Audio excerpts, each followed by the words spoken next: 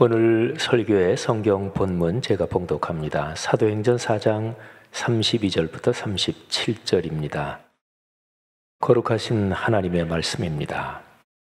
믿는 무리가 한 마음과 한 뜻이 되어 모든 물건을 서로 통용하고 자기 재물을 조금이라도 자기 것이라 하는 이가 하나도 없더라.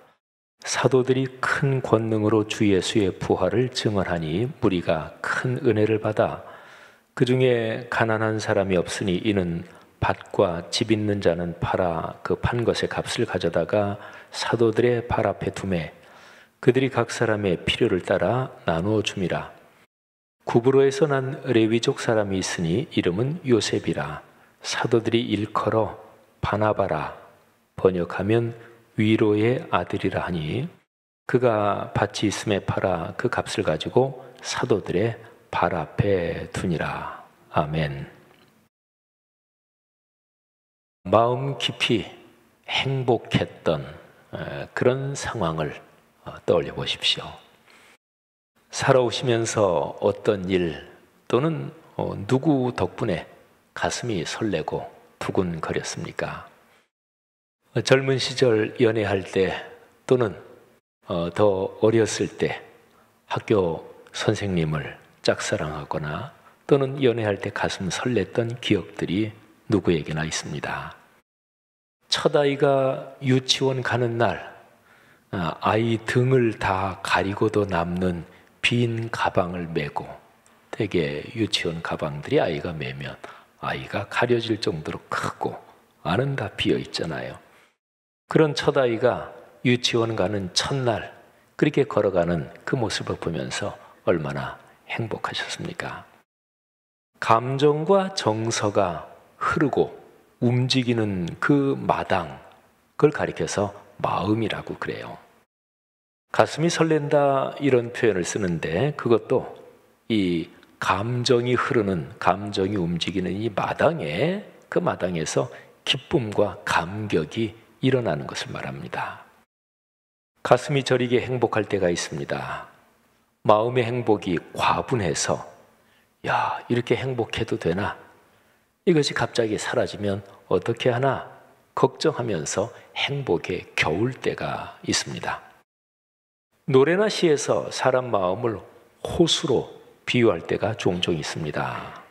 한번 잠깐 상상해 보면 깊은 숲속, 나무와 하늘이 비치는 그 물이 넉넉한 아름다운 호수처럼 내 마음에 사랑과 평화가 가득한 경우가 있습니다. 마음이 하늘을 나는 것처럼 기쁠 때가 있고 너무 행복해서 그냥 지나가는 사람 아무나 붙잡고 고맙다고 말하고 싶을 정도로 어쩔 줄 모르게 감격할 때도 있습니다. 자, 반면에 마음이 아플 때가 있습니다. 몸이 아프면 힘듭니다.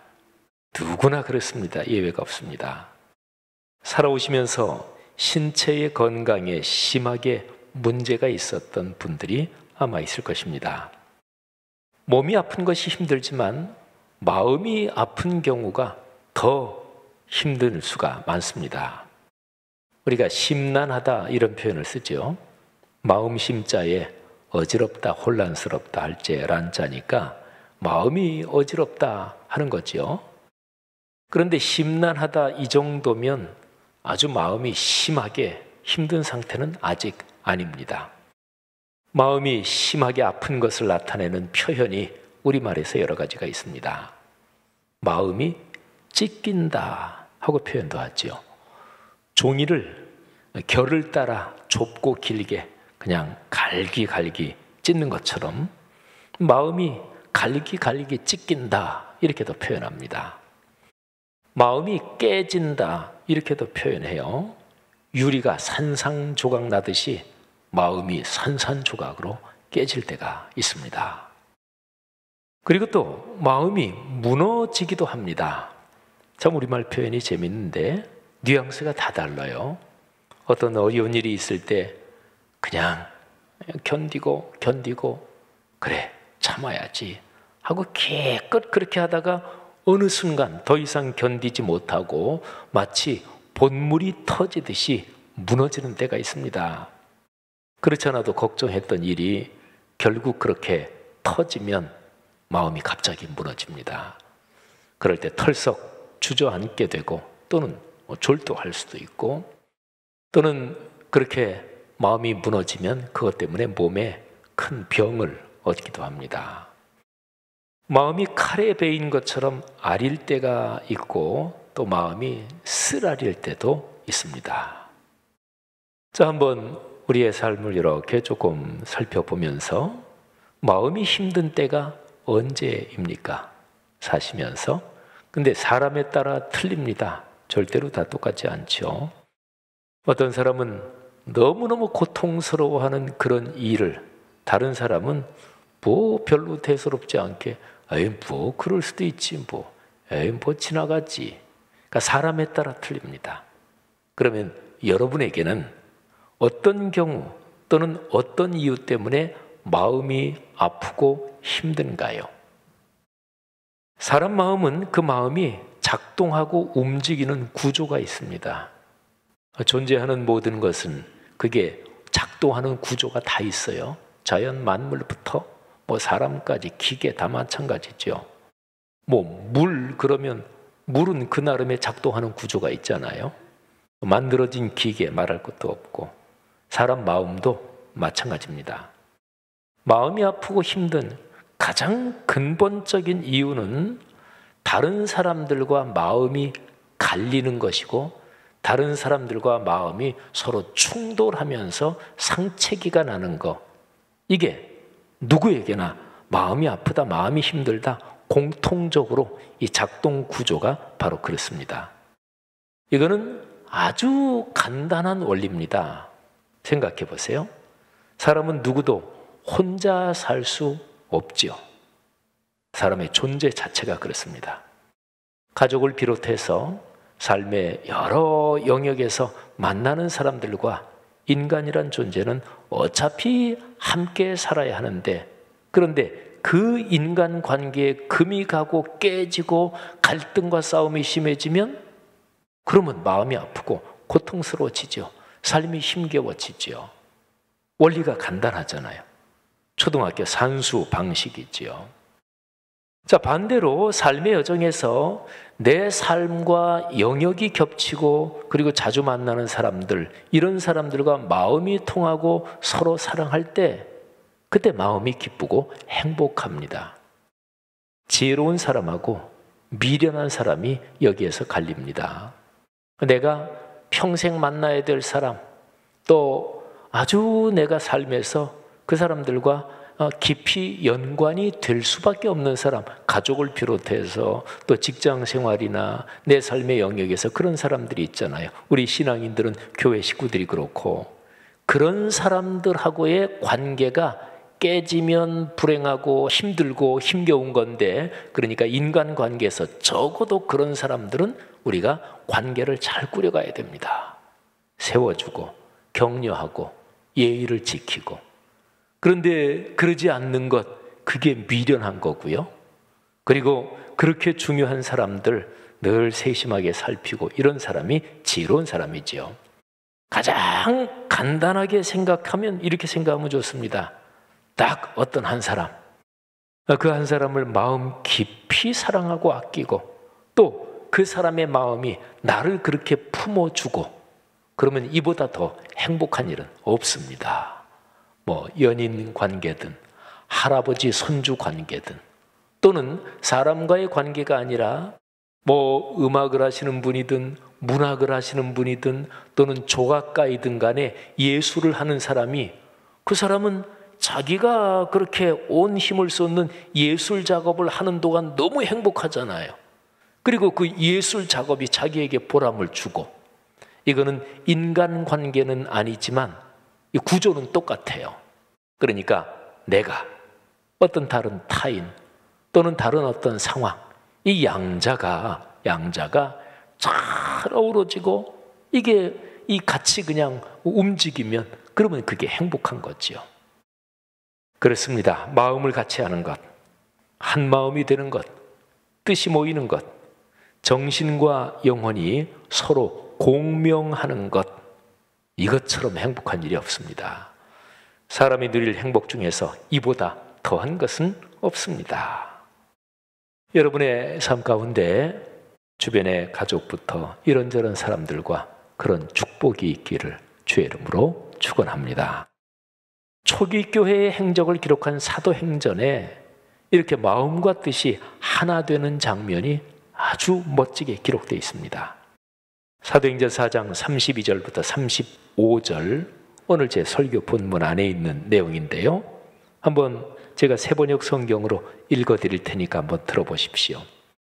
많은 신도가 다 한 마음과 한 뜻이 되어서 아무도 자기 소유를 자기 것이라고 하지 않고 모든 것을 공동으로 사용하였다.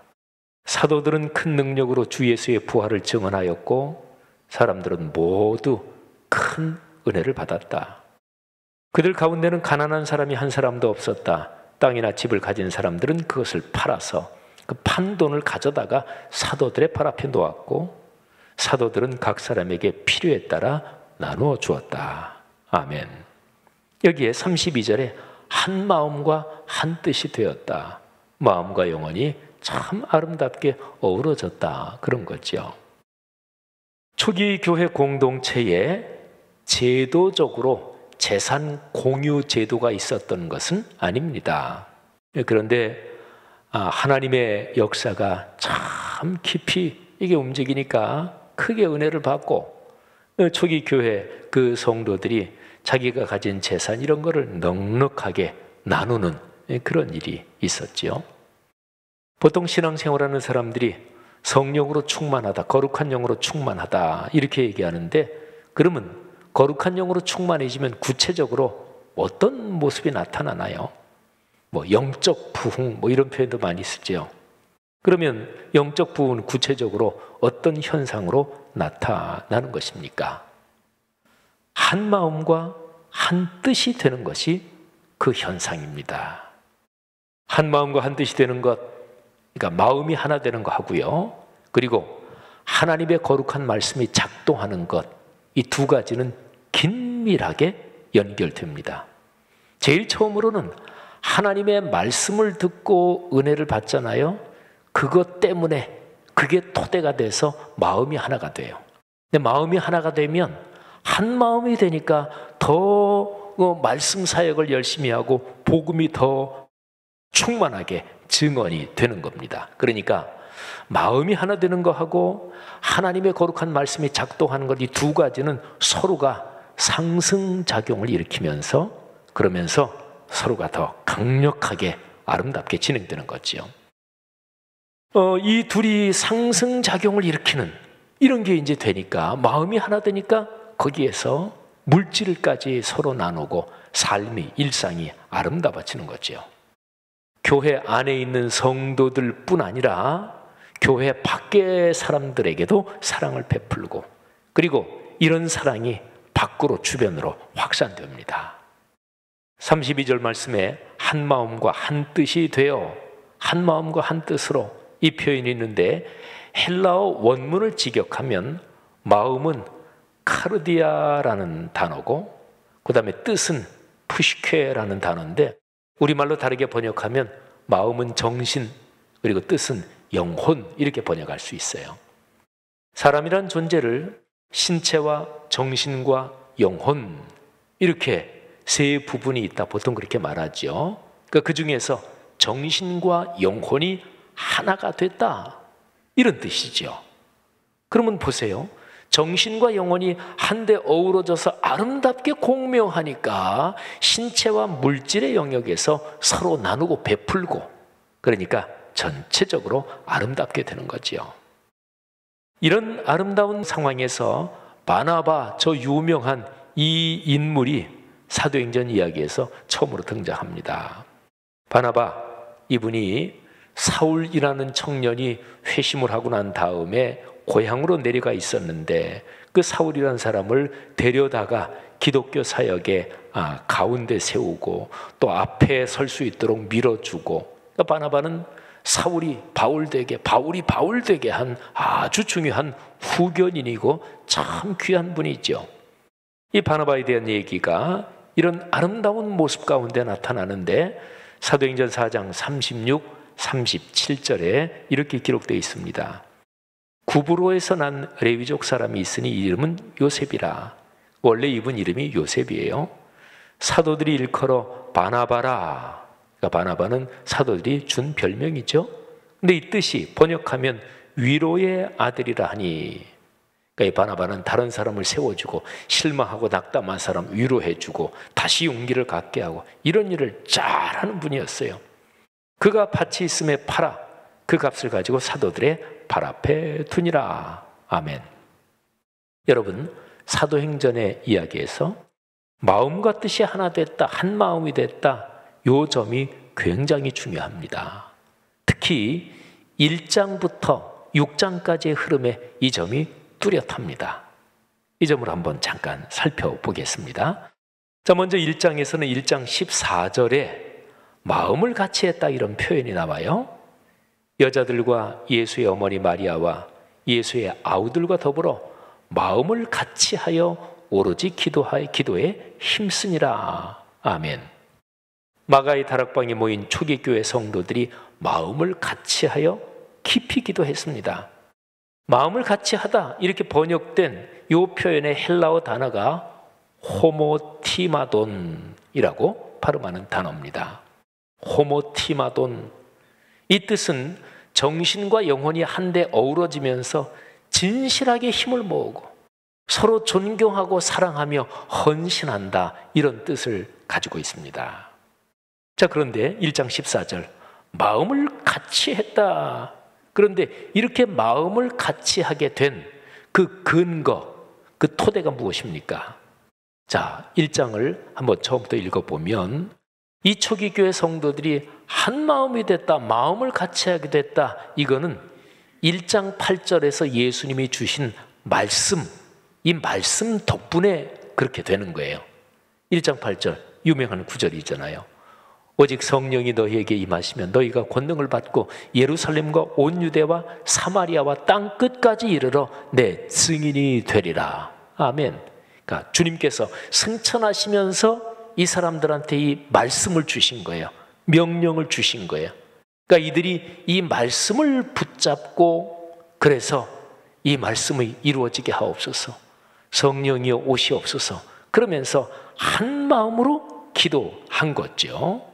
그러니까요, 하나님의 거룩한 말씀, 그 말씀이 먼저 있고 이 말씀을 받아들이면, 말씀이 은혜가 되면 그 말씀에서 받은 은혜, 이것 때문에 사람들의 마음이 하나 된다, 그런 거죠. 자, 그리고요, 이들이 이렇게 마음이 하나 돼서 기도했는데 1장 14절 그 다음부터 15절부터 1장 마지막까지 장면을 보면 야, 이들이 진짜 마음이 하나 됐구나, 이게 아주 분명하게 나옵니다. 15절부터 그 1장 마지막까지는 내용이 가룟 유다 대신에 한 사람의 제자를 뽑는 그런 내용이 거기에 기록이 되어 있습니다. 그런데 어떤 목적을 위해서 한 사람을 추가로 뽑을 거냐? 여러분, 교회에서 또는 인간이 살아가면서 어떤 모임이나 회의처나 여기에서 의견이 다른 경우 있죠. 그건 뭐 자연스럽습니다. 그러면 서로가 토의하고 얘기하면서 아유, 제가 아까 이렇게 얘기했지만 그쪽 의견이 더 좋으네요. 또 어떨 때는 표결을 하기도 하지요. 그건 다 좋은 것입니다. 그런데 자기 의견을 고집스럽게 내세우고 그리고 다 표결을 해서 회의에서 결의를 했는데도 내 의견이 채택되지 않았다고 심술심통을 부리는 거, 이거는 참 품이 없는 짓이죠. 그런데 아무튼 이 사도행전 1장에서 보면 이들이 전부 다 한 사람을 뽑는데 그 사람은 예수님이 부활하셨다는 것을 증언하고 전하는 요 일을 맡길 사람이다.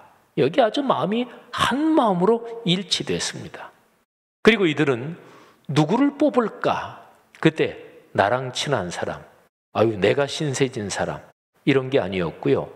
주님께서 누구를 원하십니까? 주님의 마음을 알기를 원했습니다. 그래서 여기 초기교회 성도들이 한 사람을 뽑을 때 하나님께 기도하는데 그 기도 내용에 이런 표현이 나와요. 무사람의 마음을 아시는 주여. 주님께서 모든 사람의 마음을 아시니까 주님께서 가장 적절한 사람을 선택해 주십시오. 여러분, 여기 초기교회 공동체가 1장의 이 모습에서 얼마나 아름답게 마음이 하나가 돼 있습니까?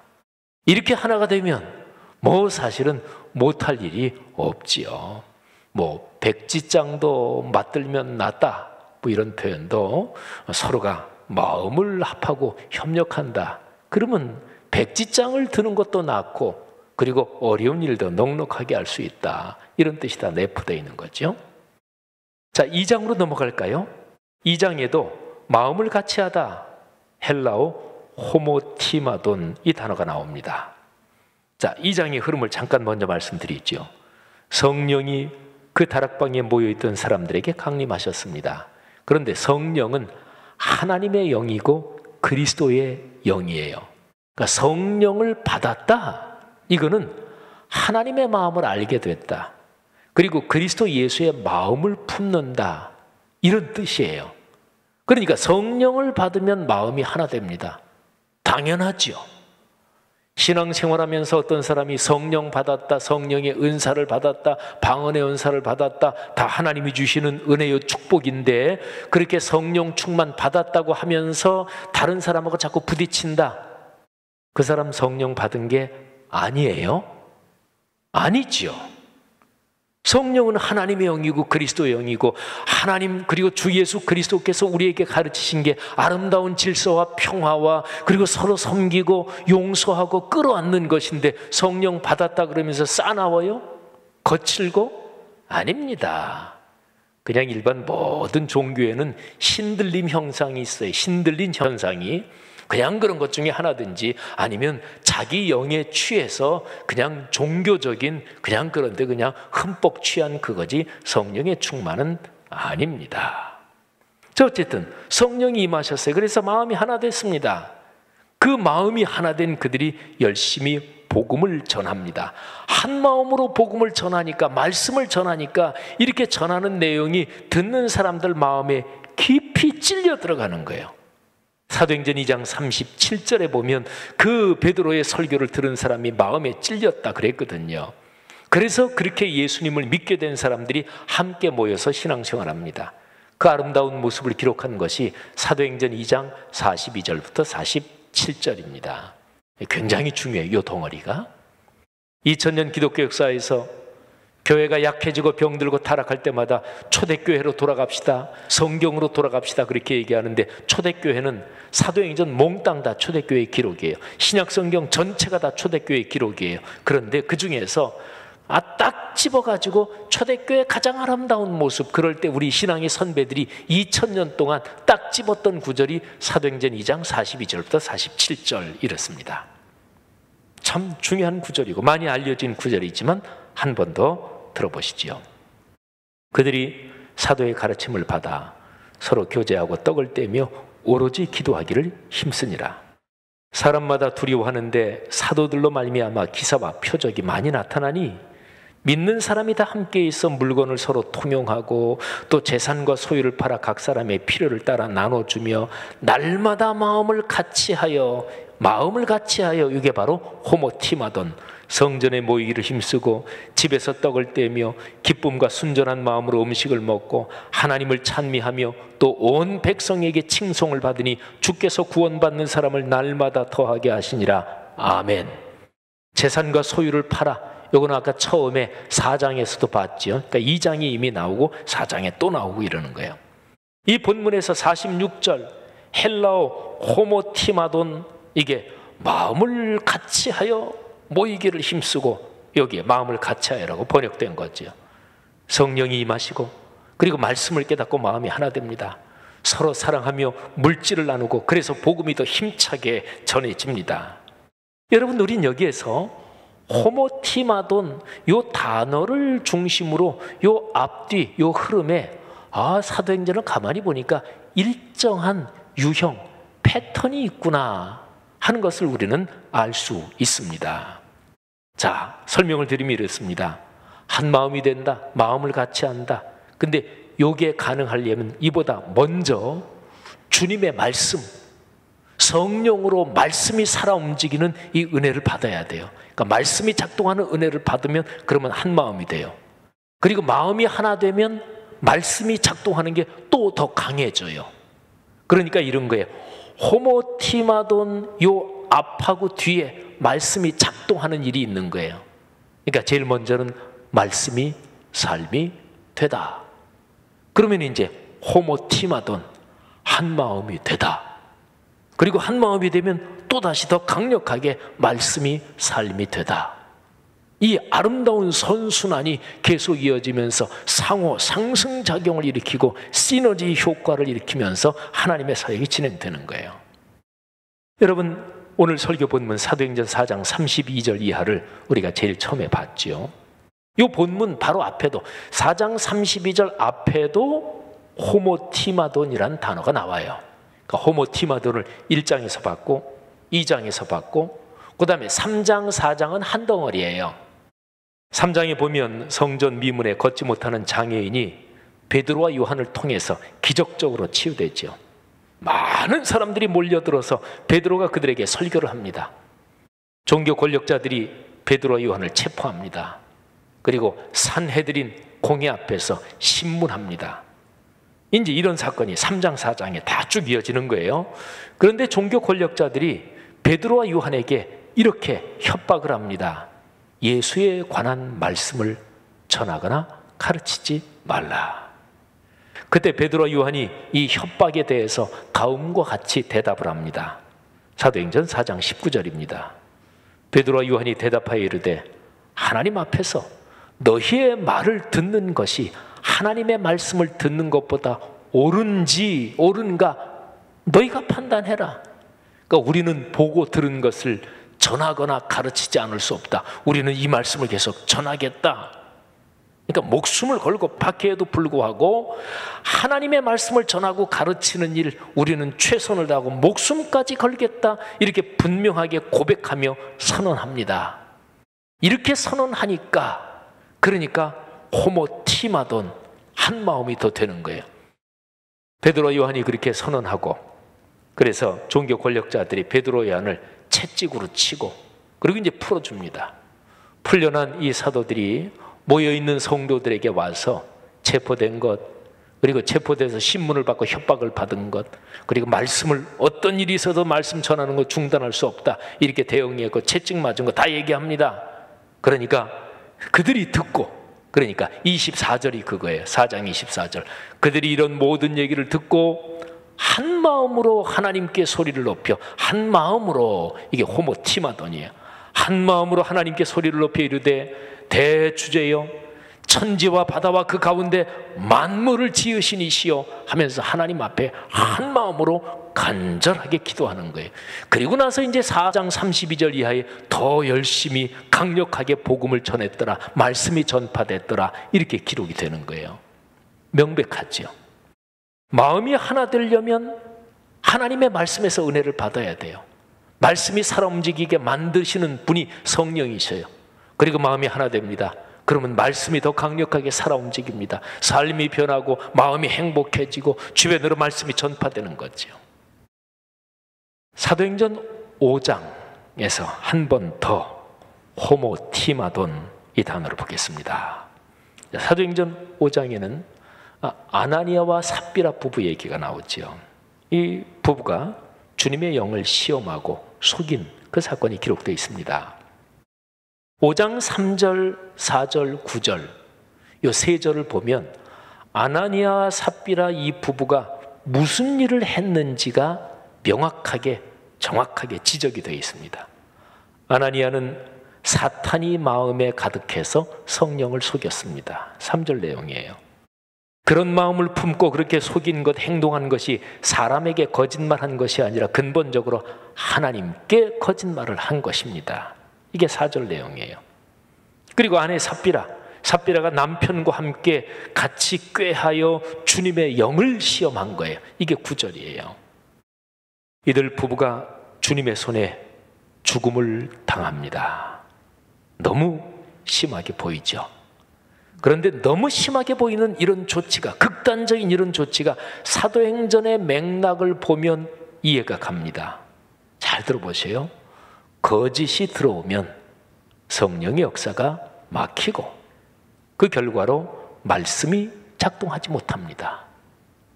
아나니아 삽비라에 대한 책망이 주의 영을 시험했다, 성령을 시험했다, 이런 게 계속 지적이 되잖아요. 그러니까 성령의 역사를 묶어두려고 하고 성령의 역사가 묶이면 말씀이 작동하지 못해요. 그러면 마음이 하나 되지 못하지요.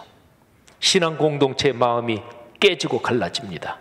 복음을 전하는 일에 심각하게 지장이 생깁니다. 그리고 지금 사도행전 5장은 하나님께서 창세 이후로 당신의 거룩한 섭리에 따라 구원의 역사를 이루시는데 그 거룩한 구원의 역사에 말세의 비밀 병기인 교회 공동체가 생기고 작동하기 시작한 초반이잖아요. 이때 이게 깨지면 하나님의 구원의 역사가 이게 심각하게 지장을 받으니까 하나님께서 강력하게 대응을 하신 거예요. 그래서 이게 거짓이 신앙 공동체에 스며들어서 계속 활동하면 결국에는 교회가 죽습니다. 교회가 죽습니다. 베드로가 성령께서 주시는 지혜로 아주 강력하게 대응해서 아나니아 삽비라는 하나님의 손에 맞아 죽임을 당하고 그리고 악한 영의 공격을 명확하게 차단합니다. 그 뒤의 상황이 어떤가 한번 보세요. 사도행전 5장 12절 13절입니다. 사도들의 손을 통하여 민간에 표적과 기사가 많이 일어나며 믿는 사람이 다 마음을 같이하여 이게 또 호모티마돈, 믿는 사람이 다 마음을 같이하여 솔로몬 행각에 모이고 그 나머지는 감히 그들과 상종하는 사람이 없으나 백성이 칭송하더라. 아멘. 사랑하는 여러분, 여러분의 가정에 마음을 같이하는 복이 더욱 깊어지게 해달라고 기도하십시오. 이것처럼 중요한 게 없으니까. 우리 교회 공동체의 성도들이 더욱 한 마음으로 교회를 섬기며 주님의 일을 넉넉히 감당하게 해달라고 기도합시다. 하나님의 말씀이 우리 삶으로 아름답게 이어질 때 마음을 같이하는 일이 깊어집니다. 이로써 말씀이 삶에서 더 아름답게 작동하며 성도의 가정 가문이 복을 받고 이 복을 이웃에게 나누고 베풀 수 있는 거죠. 성도들이요, 여러분의 가정과 가문의 마음을 같이하는 이 복이 넉넉하기를 축복합니다. 여러분이 걸어가는 삶의 여정에서 가족과 교우들 그리고 여러분이 살면서 만나는 사람들과 함께 한 마음이 되는 복이 가슴 깊이 체험되기를 주의 이름으로 축복합니다. 그래서 여러분의 마음과 영혼에 하늘의 신령한 은혜가 가득하고 이 땅의 삶의 여정에 기쁨과 감사가 샘솟듯 충만하기를 주님의 이름으로 축복합니다.